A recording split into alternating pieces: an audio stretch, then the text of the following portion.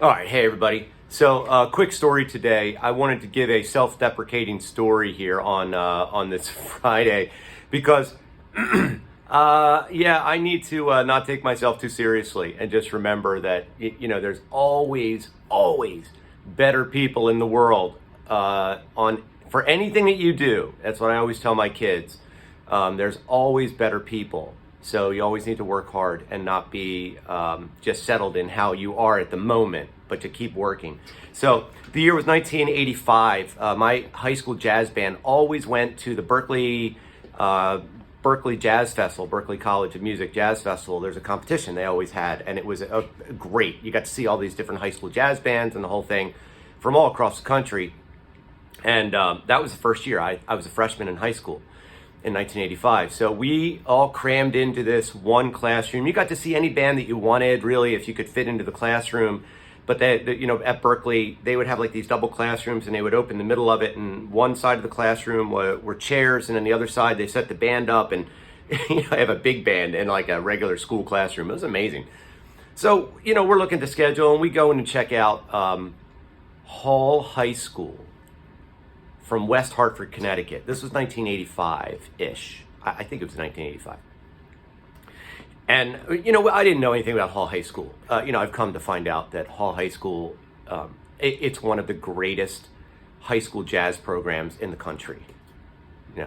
So, anyway, we're sitting there listening to them, and I don't remember where it was in their set, but the lead tenor player, stood up and took an unaccompanied solo to kick a tune in. It was Sweet Georgia Brown that he played, but then the tune was Sweet Georgia Brown Upside Down, which is a really hard big band tune.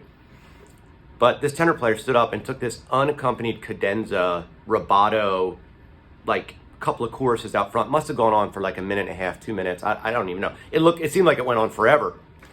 It was mind-blowing how great it was. The tenor player's name was Pat Zimmerly. Pat Zimmerly. I had never heard anybody in high school ever play at that level. I was absolutely blown away. I mean, I was probably like 15 years old. It was incredible. It was so impactful to me. I remember that he played a King Super 20 tenor. I mean, I remember the horn that he played. Unbelievable sound, feel, the whole thing. I was mesmerized and absolutely just blown away that someone could play this well in high school. All right, so fast forward to probably 1988. It's either 87 or 88, I can't remember, but I graduated high school in 1988, so I think it was 1988.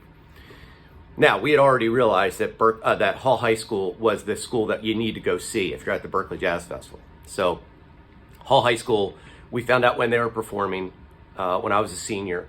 And now I was a big senior, carrying my sax around at Berkeley, like, hey. So I sit down in the chair, I put it right in front of me so that everybody notices that I play saxophone. You have the case right in front of me, looking around. Hey, look, I got a saxophone right here. Look, I must be great. Oh my goodness. Anyway, so Hall High School does a sound check. Now immediately I'm thinking, man, they're not as good as they were before. The tenor player stands up. He's good, but oh man, he's not that guy, Pat Zimmerly. Man, what an idiot I was. Just an idiot. Piano player's playing. I'm like, he's pretty good. He's like hunched over a little bit. This is all during the sound check.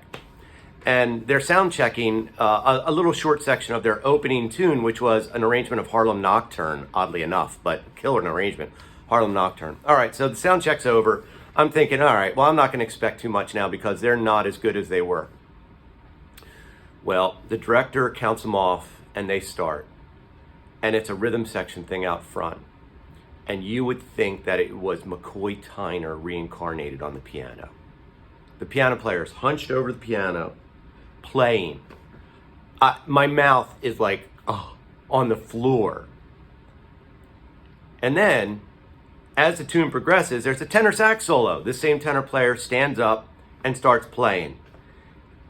At which point, my case that's in front of me, with my feet, I start to try to slide that under my chair so no one knows that I play saxophone.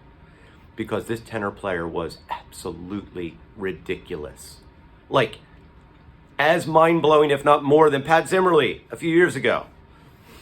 Well, as it turns out, the piano player was Brad Meldow, and the tenor saxophone player was Joel Fromm. Yeah. I wanted to quit as a musician that day because I looked at those two players and thought, how can they be that good in high school? I can't even think about what they're playing, let alone even try to play it. They're so far ahead of me. And then the other part of me was like, wow, I can't believe that I just saw such great players. I want to be that great one day, which, I don't think I'll ever attain. But those two players, Brad Mehldau and Joel Fromm, two of the greatest jazz musicians of our generation, if not of all time. I got to see them when they were like 17 and 18 years old. And let me tell you what, they were great then too. So yeah, there are always people better than you out there. So staying humble is a really important thing. Joel Fromm, Brad Mehldau.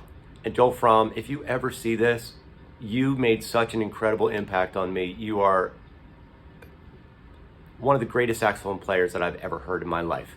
So, and by the way, Joel Fromm is a super nice guy too, at least via email, and I'm sure he is in person too. I never met him in person, but I did correspond with him about this actual story. And man, he was so gracious and so kind. So, Joel Fromm, Brad Mehldau. Have a great weekend.